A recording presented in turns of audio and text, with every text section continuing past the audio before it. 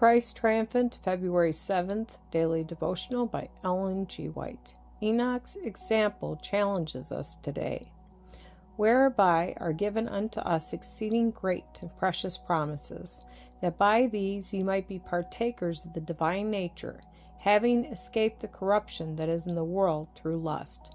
2 Peter chapter 1, verse 4. It was no easier for Enoch to live a righteous life in his day than it is for us at the present time.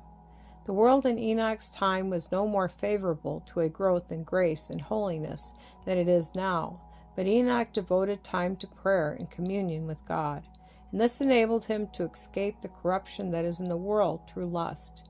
It was his devotion to God that fitted him for translation. We are living amid the perils of the last days, and we must receive our strength from the same source as did Enoch. We must walk with God. A separation from the world is required of us. We cannot remain free from this pollution unless we follow the example of faithful Enoch and walk with God.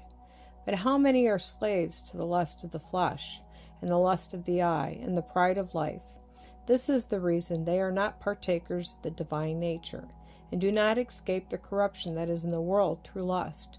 They are serving and honoring self.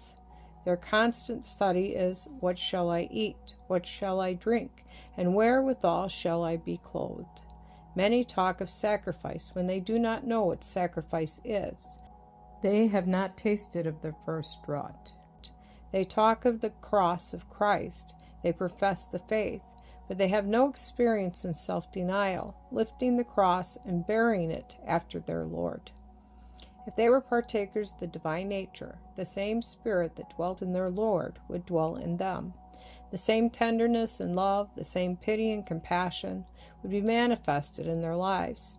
They would not then wait to have the needy and unfortunate come to them and be entreated to feel their woes. It would be as natural for them to aid the needy and minister to their wants as it was for Christ to go about doing good.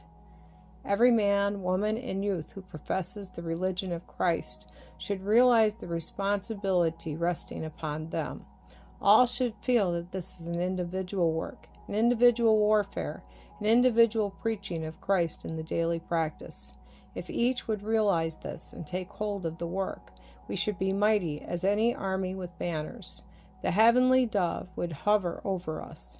The Sun of Righteousness would shine upon us, and the light of the glory of God would no more be shut from us than it was from the devoted Enoch.